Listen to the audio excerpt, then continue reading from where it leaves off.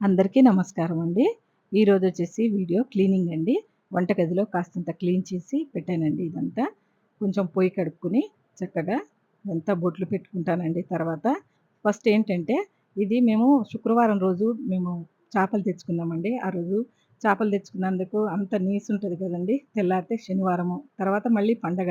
ఇంకేమీ ఉండకూడదనని చెప్పి శుభ్రంగా తోముకొని బోళ్ళన్నీ ఈ బాటిల్స్ గూడా వాటర్ బాటిల్స్ కూడా మొత్తం తోముకున్నానండి. ఏదైతే మేము ఎన్నైతే వాడామో అన్నీ మొత్తంగా తోమలేను కదండీ! కొన్ని వాడతాను, కొన్ని పక్కకు పెడతానండి నేను. అన్నీ వాడను. ఇది చూసి అంతా చక్కగా కడుక్కున్నానండి పొయ్యి. కడుక్కొని ఇప్పుడు పొయ్యి పుదించుకుంటానండి చక్కగా. పొయ్యికి బొట్లు పెట్టుకొని మంచిగా తర్వాత పూజ చేసుకొని దాని మీద టీ పెట్టుకుంటానండి. చూడండి ఇలా డబ్బాలన్నీ తోమేసానండి. అందులో దోసపిండి పెట్టానండి. ఇదేమో లోపల పెట్టుకుంటా అండి. చిన్న వస్తువులు ఏదైనా కట్ చేసినవి ఉంటే అందులో పెట్టుకుంటాం. తర్వాత డస్ట్‌బిన్‌లో ఏసొస్తానండి. ఇలాగా మొత్తం నీట్‌గా పెట్టుకోవాలండి మనము. అమావాస్య రేపు పొద్దున వస్తుందనంగా శుక్రవారం అంటేనే మనకి పనండి. శుక్రవారం అంటేనే పని. కాకపోతే మేము శుక్రవారం అంతా పని చేసుకొని కూడాను నేను ఈ పని చేశానండి. మా వాళ్ళు తప్పలేదండి. పండగ కాబట్టి కంపల్సరీ వండాల్సిందే అని డిమాండ్ చేశారండి. నేను తినలేదు కానండి. ఎందుకంటే నేను గజలక్ష్మి దీపం పెట్టాను. నేను తినలేదు. మా పిల్లలకి వండి పెట్టానండి. మా పిల్లల కోసం చేస్తానండి నేను. పూజంటే నేను చేసుకునేది నా పిల్లల కోసం. నా పిల్లలు ఆనందంగా ఉండటానికి వాళ్ళు ఏం వండి పెట్టమంటే వాళ్ళకి వండి పెడతానండి. కానీ ఉగాదికి అడగరండి. తినరు వాళ్ళు. కాబట్టి ఈ శనివారము, ఉగాది ఇవన్నీ వస్తున్నాయి. మాకు చేపలు వండి పెట్టు మమ్మీ అని చెప్పి అడిగారండి.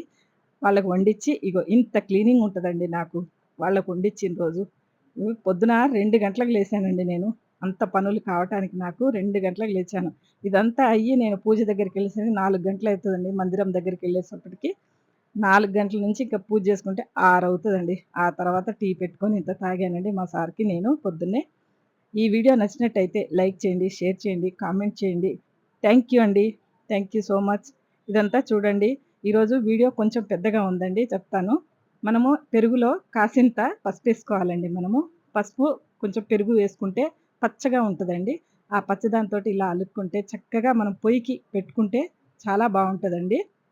ఇలా ఎర్రని బొట్లు పెట్టుకొని, అది పసుపుగా కనపడుతూ, పొయ్యి మనం పుదిచ్చుంటేనండి ఎంత ఆనందంగా చేసుకుంటామో మనకే తెలీదండి. అంత ఆనందం ఉంటదండి. ఎవ్వరికైనా చేయాలనిపిస్తదండి. పాపం ఎంప్లాయీస్‌కి కుదరదండి. వాళ్ళు ఎంప్లాయీస్ అయినా చాలా మంది చేస్తున్నారండి ఈ మధ్యలో. వాళ్ళన్నీ చేసుకునే వెళ్తున్నారు. చక్కగా కాళ్ళకి పసుపు రాసుకొని మరీ వెళ్తున్నారండి. వాళ్ళే గ్రేట్. మనం ఇంట్లో ఉండేవాళ్ళతోని కాస్త వాళ్ళే గ్రేట్ అండి. జాబ్‌కెళ్ళినా గూడా అన్నీ చూసుకుంటున్నారండి. అందుకే వాళ్ళ గురించి చెప్తున్నానండి. థాంక్ యూ అండి. నేను మీ